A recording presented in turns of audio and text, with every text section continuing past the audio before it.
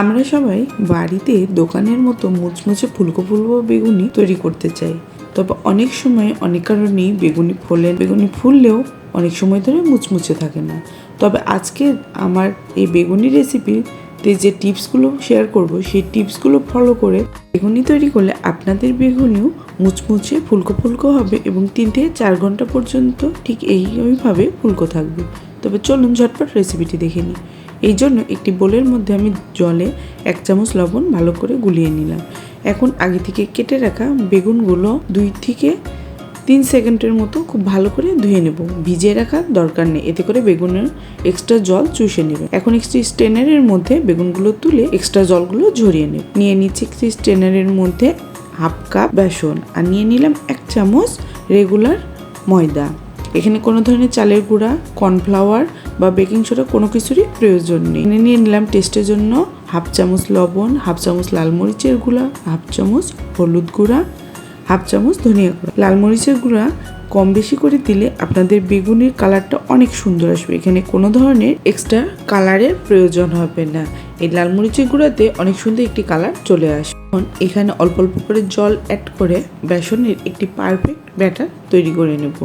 আমার হাতের দিকে খেয়াল করলে বুঝতে পারবেন সবগুলো উপকরণ দিয়ে বেসনটা খুব ভালো করে মিশিয়ে নিচ্ছি। আমি একবারে এখানে জল ব্যবহার করছি না, আমি বারে বারে অল্প অল্প করে জল ব্যবহার করছি। এখানে আস্তে আস্তে জল ব্যবহার করলে বেসনটি পাতলা হয়ে যাওয়ার সম্ভাবনা খুবই কম থাকবে। আপনাদের সাথে এখানে একটি স্টেপ আমি ফলো করব, অবশ্যই ভিডিওটি স্কিপ না করে পুরোটাই দেখবেন। দেখতেই পাচ্ছেন আমি বেসনটি 4 থেকে 5 মিনিট ধরে খুব ভালো করে ফেটিয়ে নিয়েছি। টিপসটি হলো একটি বাটিতে সামান্য পরিমাণ বেসন দিয়ে এইভাবে ভেসে থাকলে বুঝতে পারবেন পারফেক্ট বেসনের ব্যাটার তৈরি হয়ে গেছে। এবং এখানে যদি জলের মধ্যে বেসনের ব্যাটারটি ডুবে যায় তাহলে বুঝতে পারবেন বেসনটি একদমই পারফেক্টভাবে ফেটানো হয়নি। তখন আরও 2 থেকে 3 মিনিট পর্যন্ত ফেটিয়ে নিতে হবে। যেহেতু আমার বেসনটি পারফেক্টভাবে ফেটানো হয়ে গেছে, তাই এখানে আরও একটু জল অ্যাড করে বেসনের ঘনত্বটি হালকা একটু পাতলা করে নিই। এখানে আমার 1/2 কাপ প্লাস আরও 3 চামচের মতো জল লেগেছে। আপনাদের বেসনের পরিমাণ অনুযায়ী জল কম বেশি লাগতে পারে। এখন খুব ভালো করে আমার বেসনটি ফেটিয়ে নেওয়া হয়ে গেছে। এই বেসন রেস্টে রাখার কোনো প্রয়োজন নেই, ফেটানোর সাথে সাথেই বেগুনি তৈরি করতে পারবে। এখানে দেখতেই পাচ্ছেন আরও 2 চামচের মতো জল বেঁচে গিয়েছে। এই পর্যায়ে সামান্য পরিমাণ কালো জিরা অ্যাড করে দিচ্ছি, এতে করে বেগুনির টেস্ট আরও বেশি দ্বিগুণ হয়ে যায়। এখন একটি চামচের সাহায্যে আপনারা ব্যাটারের ঘনত্বটা বুঝিয়ে দিচ্ছি। একটি চামচ ডুবিয়ে হাত দিয়ে এভাবে দাগ দিলে বুঝতে পারবেন ব্যাটারের ঘনত্বটা একদম পারফেক্ট হয়েছে। এই পর্যায়ে একটি প্যানের মধ্যে পর্যাপ্ত পরিমাণে তেল মিডিয়াম টু লো হিটে গরম করে নিয়েছি। এখন বেগুন ব্যাটারের মধ্যে চুবিয়ে কড়াইয়ের মধ্যে দিয়ে দিচ্ছি। আরও এখানে একটি টিপস শেয়ার করব, তা হলো বেগুনি দেওয়ার 2 থেকে 3 সেকেন্ড পরেই বেগুনিটি উল্টিয়ে দেবে। এতে করে বেগুনির শেপ নষ্ট হবে না এবং 2 পাশ থেকে বেগুনিটি খুব ভালো করে উঠবে।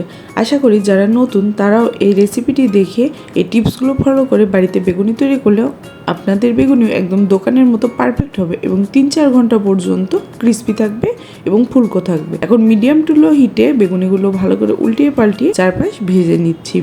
আপনার পছন্দ মতো কালার আসা পর্যন্ত বেগুনিটি ভেজে নেবেন। এভাবে সময় নিয়ে বেগুনিটি তৈরি করলে আপনাদের বেগুনির কালারটাও সুন্দর আসবে এবং অনেক সময় পর্যন্ত মুচমুচে থাকবে। সবগুলো বেগুনি ভাজা হয়ে গেছে, দেখতেই পাচ্ছেন বেগুনিগুলোর সুন্দর একটি কালার চলে এসেছে। এখন আমি তেল থেকে তুলে নিচ্ছি।